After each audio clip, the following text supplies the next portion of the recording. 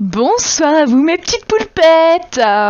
Bon, nous sommes de retour pour une nouvelle vidéo de Moonlight Lovers et vous n'êtes pas au bout de vos surprises parce que oui, nous allons faire une petite connexion, voilà.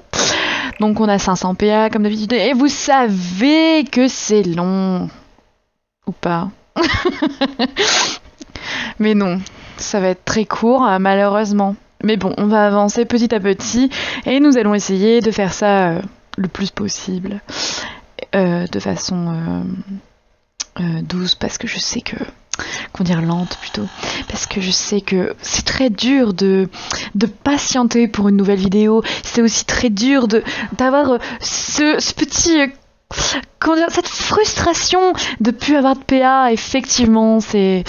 Ah là là, c'est vraiment très perturbant d'ailleurs. Bon, normalement, nous sommes ok. Nous allons poursuivre l'histoire de Vladimir, chapitre 1. C'est parti.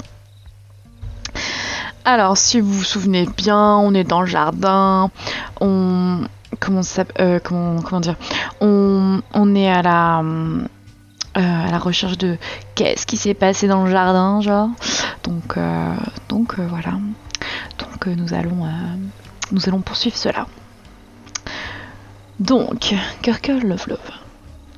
C'est là que je commence à comprendre que nous ne sommes vraiment pas du même monde. Je me moque bien du jardin. À qui appartient ce sang? Oui, donc on avait trouvé du sang par terre. Oh mon Dieu. Moi, je vais essayer de trouver Vladimir et le prévenir. Merci de m'avoir fait confiance, Aaron. Oh, il est tellement beau. Pardon. Aaron, je vous en prie, vous êtes une nouvelle occupante de ce manoir à présent, vous pouvez au moins compter sur mon soutien. Oh là là, il est tellement gentil.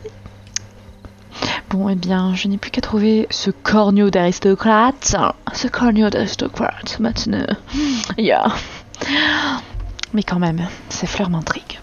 Je crois que je vais mener ma petite enquête jusqu'au bout d'abord. Au moins, je comprendrai mieux pourquoi ça l'a rendu tellement dingue. Je vais en ramasser une pour m'en rappeler. Voilà, je suis prête. En avant. Ok, donc bien sûr, on va pas avoir une image. Dommage. Donc on est dans la cuisine. Faut qu'on retrouve l'autre là. Monsieur Vladimir. Bien. Essayons de réfléchir à présent.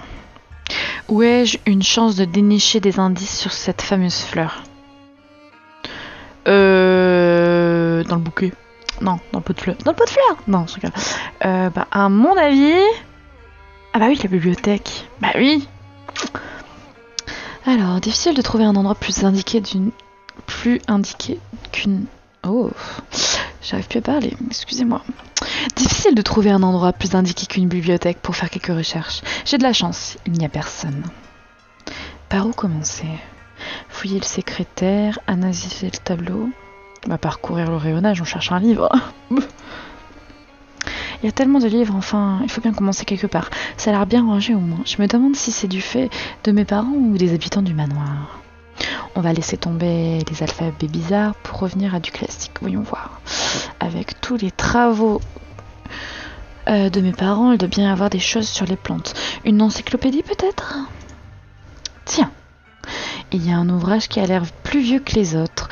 Je ne peux plus lire la tranche tellement il est usé, mais il y a une feuille gravée en haut. Voyons ça. Le langage des fleurs, une exhaustive étude des fleurs de nos contrées et d'au-delà. Hey, c'est le jackpot! Hey, c'est le jackpot! Regardons ça, yeah! Allez, let's go! Avec bien des précautions, je m'assis dans le fauteuil pour ouvrir le livre et l'étudier. À mon grand plaisir, je pus voir que chaque double page comportait sur sa gauche un croquis détaillé de la fleur ou de la plante que la page de droite s'occupait de détailler et expliquer. Le livre avait l'air ancien, ses pages jaunies par le temps étaient si fines que je craignais de les voir tomber en poussière. Je les tournai donc avec la plus grande précaution à la recherche de ma fleur saccagée. Il ne me fallut pas longtemps pour la retrouver. Une page au début de l'ouvrage s'ouvrait sur ce spécimen rosé, à l'extrémité blanche et formant une corolle comme celle que j'avais ramenée pour comparer. Un coup d'œil au titre résolut mon mystère. C'était donc des cyclamènes. qui avait été piétiné. Hashtag Laura peut-être connaît. Le livre a indiqué que les cyclamènes incarnaient notamment la confiance en l'autre. Plus précisément, le cyclamen exprime la force et la durabilité des sentiments. Tiens, il est aussi censé repousser les sorcières et les choses surnaturelles. Voilà qui est ironique. Ah ouais, c'est très ironique. Alors, les choses surnaturelles, ça peuple le manoir, donc...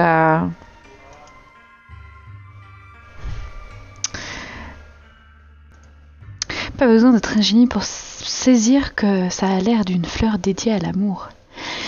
Elle doit représenter quelqu'un pour lui. Bon sang, il y aurait donc un cœur qui vibre sous cette poitrine glacée. Peut-être les offrait-il à une femme qui a compté pour lui. C'est vrai d'ailleurs, je n'en ai vu aucune ici. Peut-être qu'en fouillant encore un peu, je trouverai une photo ou... Je me suis immobilisée. J'entends quelqu'un approcher. Oh merde. Oh, je reconnais, c'est pas furieux. Et nous voilà repartis. Ah, je pensais qu'il y aurait personne ici. Tiens, pas d'imprécation furieuse ou de froncement du nez dégoûté. Pour une fois. Ah non, d'une pépite. Waouh, on a fait quoi? On s'est baladé, allez, 2 minutes. On a parlé, allez, 3 fois. Et ben c'est frustrant. Patatras, libliblou, c'est frustrant. Donc, les copines, c'est la fin de notre vidéo. 6 minutes 55. Mais non, comme je vous l'ai dit, vous n'êtes pas au bout de vos surprises. J'ai décidé, aujourd'hui, étant donné que Moonlight, c'est trop court en termes d'épisodes, maintenant qu'on n'a que 500 PA, je vais faire une vidéo avec amour sucré. Et oui, je vais faire 2 cœur love love en même temps. C'est pas beau ça?